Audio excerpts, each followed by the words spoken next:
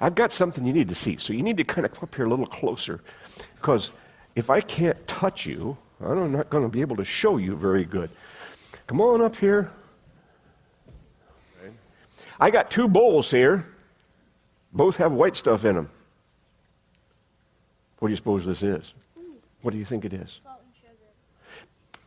Somebody's been reading my notes. One is salt and one is sugar. Can you tell me which one's which? Ooh, that one's sugar. That one is salt. How do you know? Because it looks like salt and that looks like sugar. Well, You can tell the difference. here, come on and sit down here. All right, let's do this real fast, all right? Which do you think this one is? Salt. Salt? Okay. Stick out your hand. Just put your tongue on there and see. Is that salt or is that sugar? Is that salt? That's sugar. We were wrong. It looked like salt, but it's... Try it. See what you think. You got a little? Here. I promise this will not... What? We were wrong. This one is sugar. So this one must be salt.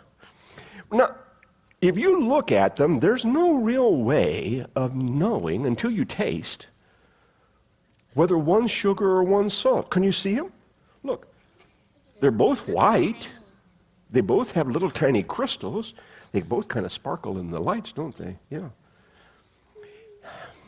But they are fundamentally different. They are fundamentally different. Now, here's the reason why we're doing a sugar and salt thing. Jesus said, I want you, all of you, to be the salt of the earth.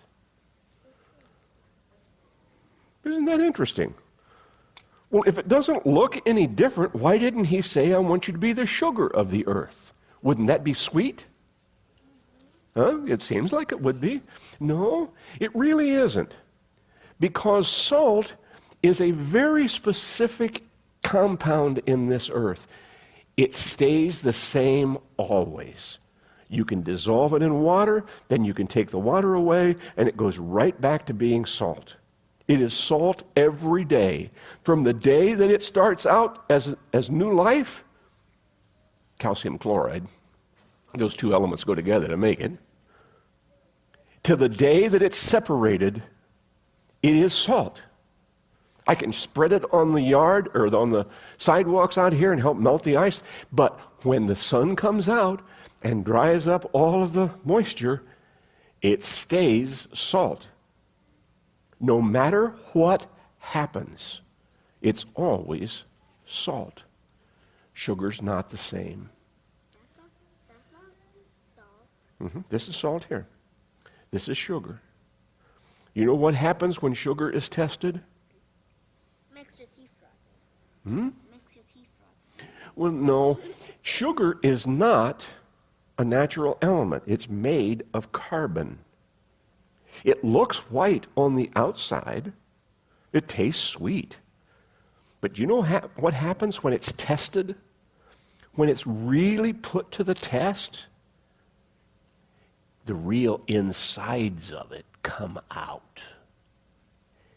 The really important stuff that's on the inside comes out where you can see it. But they have brown sugar. And it's not pretty. Let me show you. I took that very same sugar yesterday and I put it in this tin can. And then I set it in the fireplace back there. And after a little bit, that's what that sugar looked like. You feel it? No sweetness there. You know why? Because the inside is not pure. Now, the reason why I tell you this is because when life tests us, when life puts us in difficult situations, all right? When we're put into the fire, if we're simply sugar and we're just trying to be nice people and we're trying to be pleasant, we're trying to be something, you know what's going to happen when we really get tested? What's really on the inside will come out. Black something. And it's not pretty. Sometimes when Satan puts us to the test, we do things that aren't very nice. We do some things that are very hurtful. We damage people. That's because we haven't become the salt that God asked us to be. Salt can be put into that same tin can, can be put into the same fire, can stay in there 10 times longer than this was in there, and it will still always come back salt. It never changes. It stays as God created it. Now here's what I want to tell you. You can only become salt as we let God change our heart. We can only become faithful disciples of His if we ask Him to come in and live inside of us, inside of our minds, inside of our hearts, inside of our spirits. Then He takes what was normal, this part of normal, and He takes that away. And He replaces it with a heart that's pure, that won't change.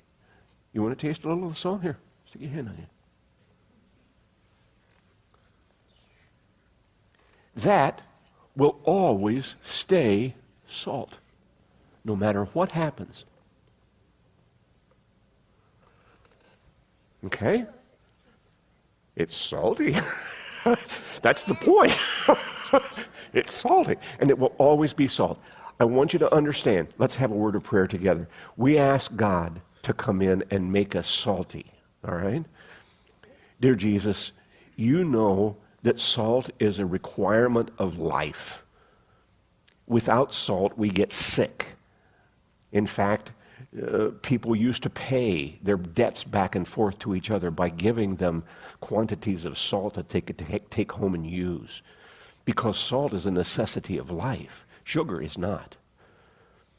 The salt is what makes life interesting. We have a salt shaker on our table because it makes everything taste better, more intense.